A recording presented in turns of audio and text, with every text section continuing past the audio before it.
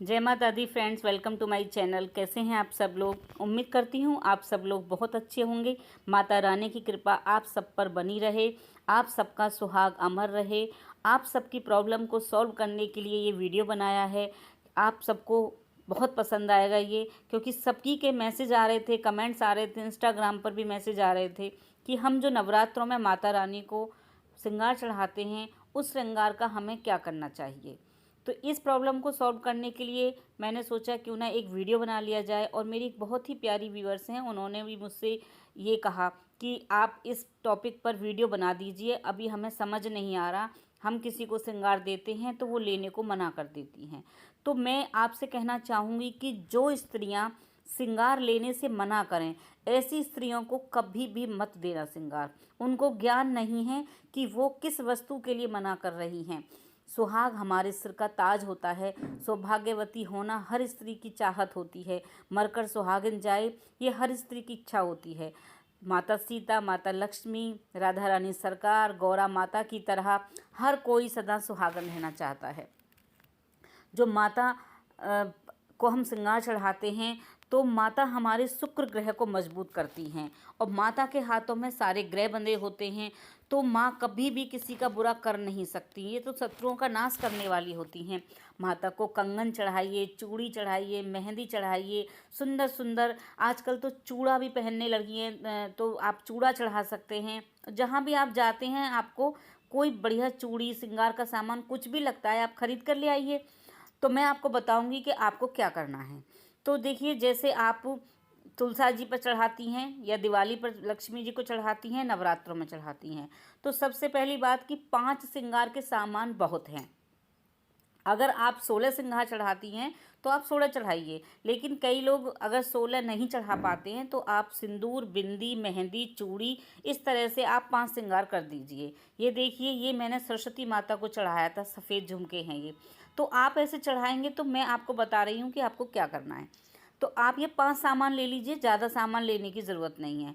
अगर आप 16 चढ़ाना चाहते हैं या उससे ज़्यादा चढ़ाना चाहते हैं तो इतना भी चढ़ा सकते हैं। और फिर उस श्रृंगार को आप माता रानी को नवरात्रों में चढ़ा दीजिए। 9 दिन तक माता के पास रखा रहने दीजिए, और प्रसाद रूप में जब हम कन्या जिमा देते हैं, दशहरा पूज लेते हैं, उसके बाद उस सामान को वहाँ से जब हम चौकी हटाते हैं तब आप सामान को उठा लीजिए। तुरंत सामान नहीं उठाना चाहिए। और उसके बाद माता का प्रसाद, जैसे हम सारा प्रसाद उठा करके उस प्रसाद को खाते हैं, सबको बांटते हैं, तो ऐसे ही पहले तो किसी को देने की, आप जैसे आपके घर में ननद हैं, भांजी हैं, बहन है, देवरानी जेठानी हैं, पड़ोसन है, आपकी सहेली हैं, तो आप उनको प्रसाद रूप में उनको जो चीज़ पसंद हो दे सकते हैं। जैसे किसी को नेल पेंट, किसी को लिपस्टिक, किसी को बिंदी, किसी को मंगलसूत्र, ऐसे अलग अलग दे सकते हैं। और नहीं तो आप स्वयं पहनिए। मैं अपनी माता रानी को श्रृंगार का सामान चढ़ाती हूँ, जो मुझे अच्छा लगता है मार्केट में मैं ला के रख लेती हूँ, और जब मुझे माता को चढ़ाना होता है मैं माता को चढ़ा देती हूँ, और फिर उसको प्रसाद रूप में स्वयं पहन लेती हूँ। अगर किसी को पसंद आता है तो मैं किसी को दे भी देती हूँ, ऐसा नहीं कि मैं सारा ही पहनती हूँ। कई बार बहुत सारी बिंदियाँ, बहुत सारे सिंदूर इकट्ठे हो जाते हैं, तो जैसे कभी कोई कीर्तन कराती हूँ तो उसमें बांट देती हूँ, और नहीं तो कभी किसी के पास जाती हूँ, उनको दे आती हूँ। और मैं आपको बहुत अच्छी बात बताती हूँ कि मालिन जो होती है ना, मालिन जो फूल बेचते हैं, जो हमारे यहाँ फूल देते हैं, वो हमारी माता का फूलों का श्रृंगार, पुष्पों का श्रृंगार बनाती है।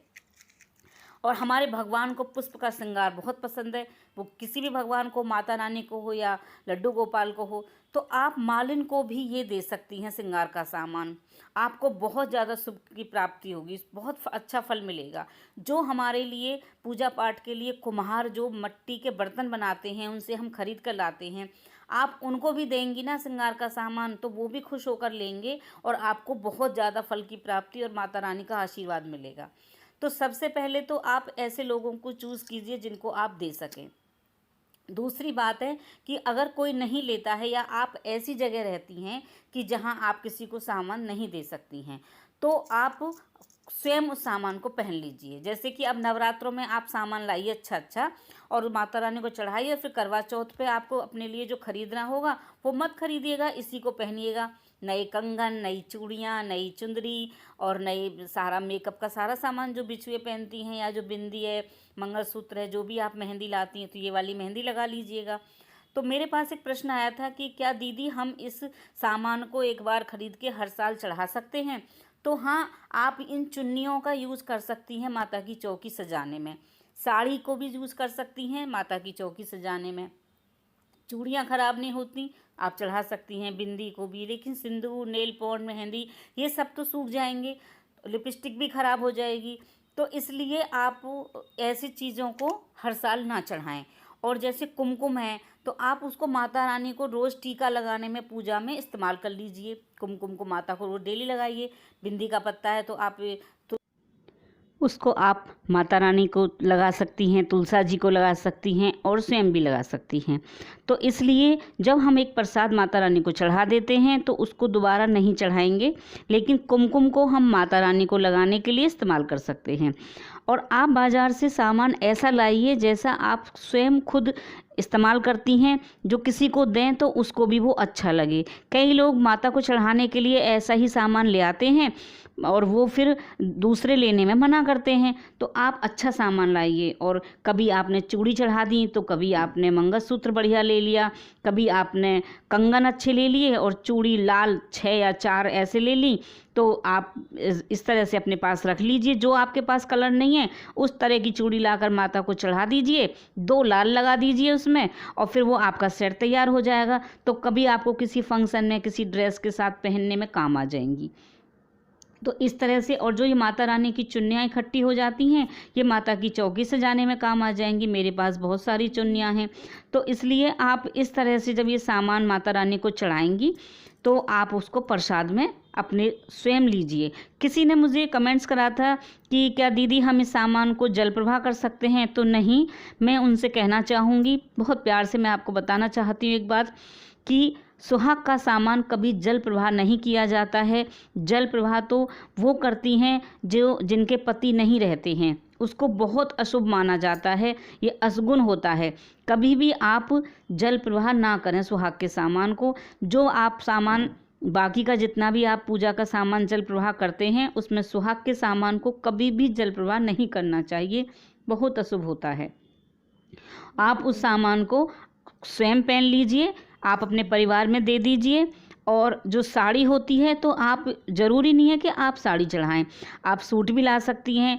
आपके पास जो ड्रेस नहीं है तो आप लाती हैं, लाएं उसको और रख लीजिए, नवरात्र माता को चढ़ाइए, उसके बाद आप पहन लीजिए। इतना अच्छा त्यौहार, अब तो नवरात्रों के बाद सारे त्यौहार आते हैं तो हमें अच्छी अच्छी ड्रेस चाहिए होती हैं। कभी सूट ले आइए, कभी अच्छा दुपट्टा ले आइए, कभी अच्छे अच्छे कुर्ते ले आइए, कभी साड़ी चढ़ा दीजिए। बहुत अच्छी अच्छी ड्रेस है मार्केट में। तो मैं तो ऐसा ही करती हूँ। अच्छी ड्रेस जो भी मैं कुछ भी लेकर आती हूँ सबसे पहले माता को चढ़ाती हूँ कि माँ पहले आप पहन लीजिए, उसके बाद मैं तो आपकी बेटी हूँ, आपके चरणों की दासी हूँ, मेरी लगन अपने चरणों में लगाए रखना। मुझे ऐसे ही हमेशा अपना प्रसाद देती रहना, पहनाती रहना, खिलाती रहना।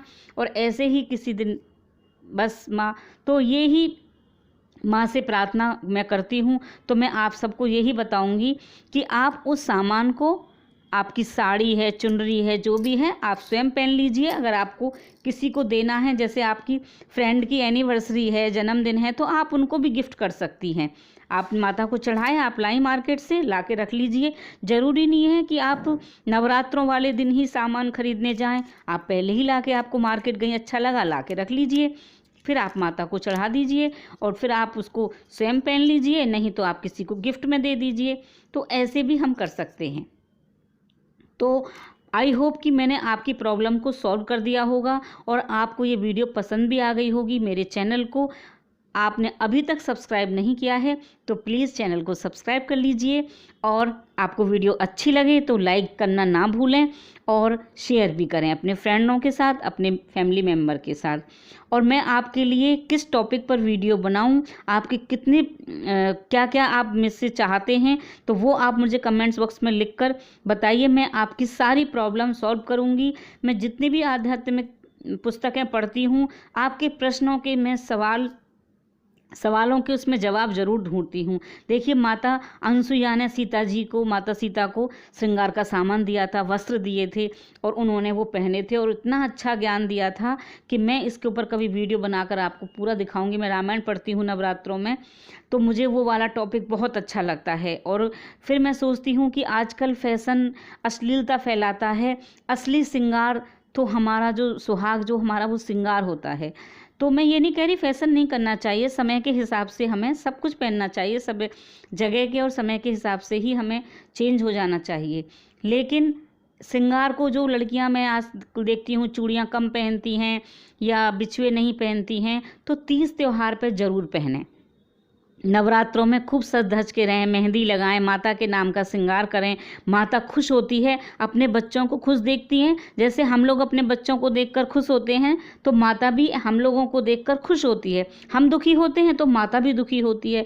तो इसलिए जो भी आपको अच्छा, गले का नेकलेस, आपको गले के लिए हार, आपको गले के लिए मंगलसूत्र, चेन, जो भी बाज़ार में पसंद आती है आप लाइए, माता को चढ़ाइए और फिर आप प्रसाद रूप में स्वयं ग्रहण कर लीजिए। स्वयं उसको आप वितरित करना चाहें वितरित कीजिए। देखिए, काली माला मैंने दिल्ली में जो कालका जी मंदिर है उनके लिए प्रसाद में ले गई थी और पंडित जी ने माता को छुआ के फिर मुझे वापस कर दी। तो मैं कभी कभी इसको पहनती हूँ, क्योंकि माता का प्रसाद है ये। तो आप इस तरह से मतलब माता के सामान में ज़रूरी नहीं 16 श्रृंगार चढ़ाएँ, ज़्यादा भी चढ़ा सकती हैं, कम भी चढ़ा सकती हैं और फिर आप उसको स्वयं यूज़ कर लीजिए। और ऐसा कभी मत करना कि आपने एक साड़ी ले ली, एक चुन्नी ले ली और श्रृंगार का सामान ले लिया, हर साल माता को वही चढ़ा दिया। नहीं, आप उस चुन्नी को डेकोरेशन के लिए रखिए। आप छोटी चुन्नी ले लीजिए और छोटी चुन्नी चढ़ा दीजिए और उसके बाद में जैसे भी आपकी विग्रह हैं, तस्वीर है आपके पास जो भी है, और फिर उसके बाद में आप उसको अपने बालकनी में जो ग्रिल है ग्रिल पर बांध दीजिए। आपके घर में अगर नल है तो आप नल पर बांध दीजिए।